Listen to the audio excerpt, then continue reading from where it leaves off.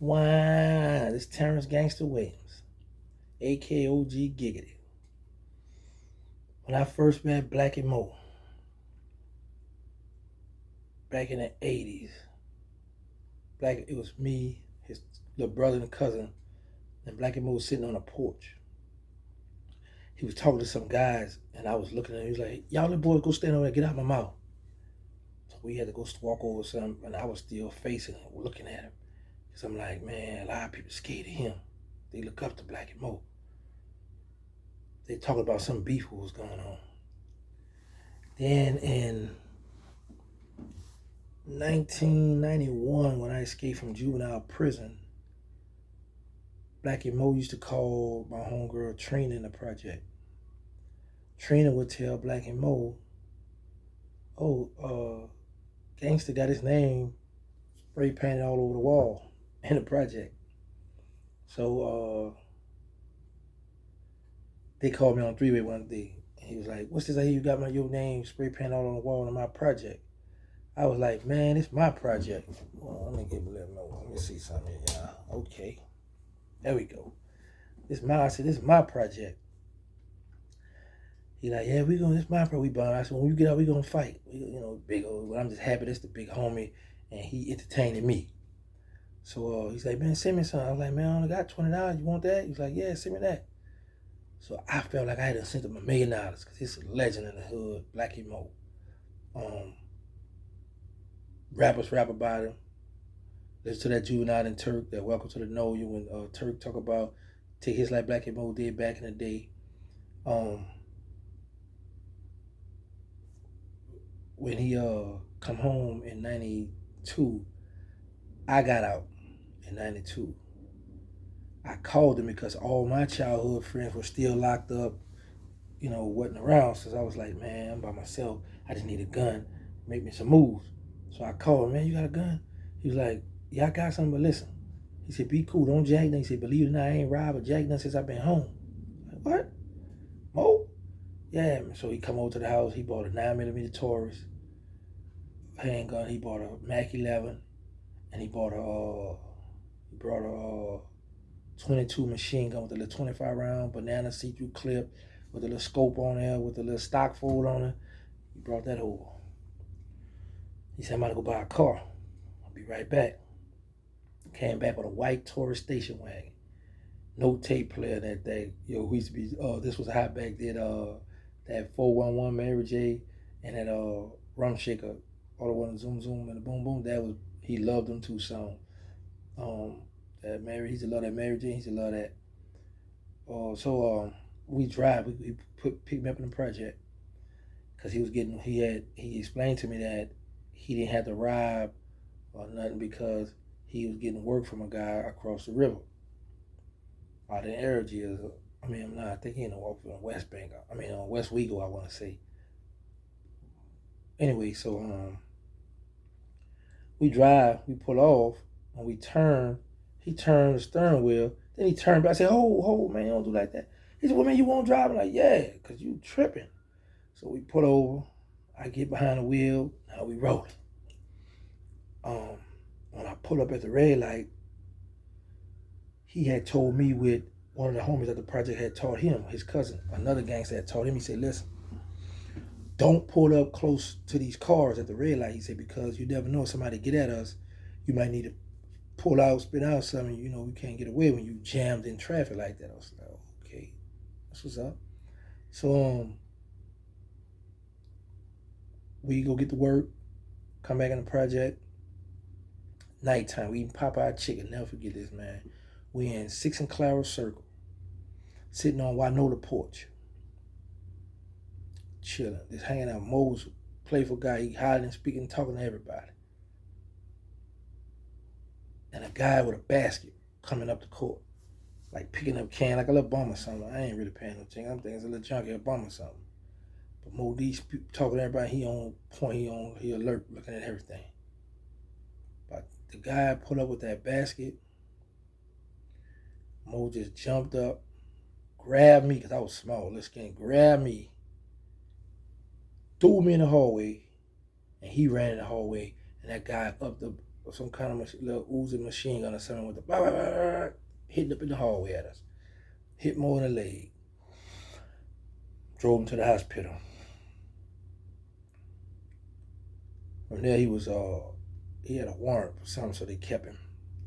Now I'm out, stuck with the coke, but I got off it, took the money to his mother's house. When he got out, mom had to spit that. But so he was like, man, I know who that was. No, since I've been a guy, I never jacked or played with them. I gotta see them people. So I had enrolled in Booker T. Washington High School, and I had a girlfriend after 17 war. And she was like, we don't never go nowhere. I said, we're going to go to the show tonight. She was like, all right. So Mo was like, man, my girl be complaining. We don't never go nowhere. I was like, go to the show tonight. He's like, all right, cool. That night, he had got some more work from the guy from across the river. We go on a project. Inside the project in his house, there was like a hole in the wall, just like I had it at my mother's house. I'll never get that. He hid the coke in there in the little hole where a heater be at the heater for the house, for the project. He hid it in there. And we walked to McDonald's. It's like about 10 little children with this lady deceased now, Diane. And he gave all them the children $1 piece. And I stood outside the McDonald's because she had a beer and they wouldn't let her in the McDonald's with the beer. So I said, I'm gonna wait out here. So Mo, her, and the children went inside the McDonald's. While I'm waiting out, it's a little chick I know passed by. Thick too. That girl was thick back in the day, man. So girl, what's up? She stopped, we talking. Man, let's go on the project, you know what I'm saying? She's like, all right, I'm with it. So when we come up and Mo come out the McDonald's, I was like, man, she a freak, Mo. I said, grab her butt. Mo's back on the bar, pow. She like, giggling and stuff. They hit it again, pow. So I walk off. Her and I go on Magnolia Street because I was living in his house on the 3rd floor. And after we finished doing what we do, Mo had parked his car in front of my mother's house, so in my mother's apartment. So when we finished, I come out, walked up 6th Court, turned on Willow. His car was gone. So I went inside. I said, man, Mo came over here. She's like, no. I said, he ain't calling that. So I'm chilling inside. Man, I had to doze off. Went to sleep. When I went to sleep, my brother come busting in the room. I'm like, what's up? He said, man, they said you and Blacky Moe just got shot up. Like, yeah, let them clown keep thinking. They said, man, because they said they saw a ballet shoe in the street. So I'm like, well, I jump up, go outside. I saw a car of a dude I know, flag him down. Man, ride to the hospital, man. Bring me to the hospital. Mo, mother, sister, all of them in there. Was confronted. He was hit up. Now, you know how the rumor going to go. Oh, the girl set him up, all this old stuff. So her and I go to the hospital. She like, you still love me? He holding her hand. You still love me? Shake his head, yes. He was just shaking his head, yes and no and all this stuff. So from there, I knew that he didn't feel she set him up. So I wasn't going to jack them the rumors back, even back then. I was young and knew better. So a few days after that, I'm walking up the courtyard. It was like I was walking up Tyler Downer Court, Tyler Downer and Clara, the circle right there. And it was like, you all right, gangster? I was like, yeah, all right, what's up? They said, Mo D dead. He died. I said, man, that's not true. He ain't dead. But the next day, his mother pulled him off the machine, died. So now, time for the funeral. But before that, we had a block party in the project. And I remember Mo always told me, he said, listen, he said, always be good to the children and to the older people. Go to store for them, help them out, because you never know when you'll need them. Well, for the block party, hanging out, chilling. Like 2, 3 little youngsters, like anywhere from 7 to 9. So they was young, they was little. A crackhead and this lady May Martha, she's deceased now. They all come running around the courtyard. Gangster, gangster, run! The police coming. They coming for you. We run down. I go down to the hallway. Me and my partner, he with me. I got the 9mm with the 32 round clip hang out, and he got a chrome revolver. I take off my shirt I got on, got the little crackhead. He was small. He was smaller than me. That thing was kind of tight too. Now I think about it. Chain shirt. Then they walked us across the courtyard. I was hugging the lady. He got a little chick. They walked us across the courtyard. We went through a house. Went to the back door. Jumped in the car. Went to the 17th ward by the little chick I used to mess with. While I'm in the 17th ward, I called Blacky Moe girlfriend. I was like, yo, I gotta go to the funeral. She said, no. I said, I'm wanted now. They got me wanted for a murder. She said, I said, but I want to come to the funeral. She was like, no, don't come to the funeral because they're going to get you there. I said, but I got to see him. Matter of fact, we're on our way by you. So we called a cab. Or did we get a ride? Okay, I can't remember. But I know we go to the Methamphetamine Project. So while we're at the Methamphetamine Project, I'm coming up with all kind of ideas. How can I go to this funeral? And it hit me. We're going to dress up like women. I said, yo, I need a wig. So we go on the other side of the project. And as we walking, it's late. It's two guys coming towards me. Both of them are deceased now. But there was a hit placed out on one of them. And the guy that had the hit out on him, I had spoke with him. And I had got rid of the guns that we had early in the Magnolia project. So we don't have a gun on us. And I'm like, I thought back what Mo used to say when we was in the project, be like, money gone. And I had to say it out. I just said it. When I saw the dude, I was like, money gone. And Mo girlfriend and my own partner were like, what you say? I was like, no, don't worry about it. It was just something that Mo used to always say. When he missed out on the opportunity, like, money gone. So we go looking for this girl named, I ain't gonna call her name, you know. We go to her, looking for her mother's house to get a wig. And but her mother wasn't there, so we go back. The guy who used to give Mo the coke across the river, he came pick us up early that morning, because I had McQuilly little short, navy blue short with a little vest jacket go to it. Got her purse. No, we went and bought a purse from the thrift store. We bought a wig. My partner dressed up. Man, when we turned around that corner, Juanola. But when he got older, they spotted, they thought it was about to be a hit. They broke out running. And when I smiled, they're like, oh, that's gangster. So I go to the funeral. I look at my big bro. And I left out. So I asked his girl what happened.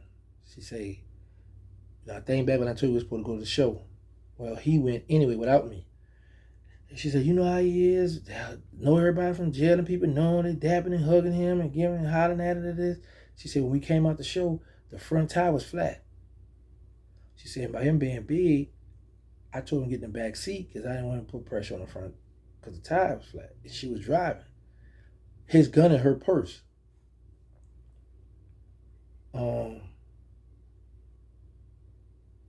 As they driving, she said everything was good. She said she told him to look back and I turned get over. They got under the little overpass by the mouth, right where the Greyhound bus station.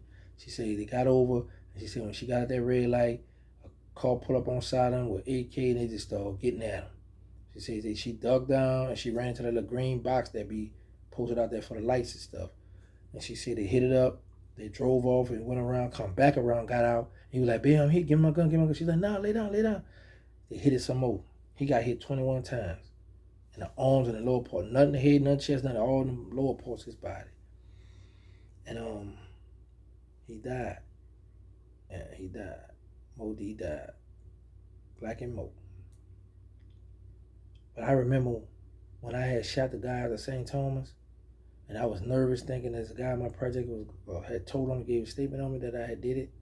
And Mo looked at me, he said, listen, as long as I'm out here, ain't nobody coming to court on you.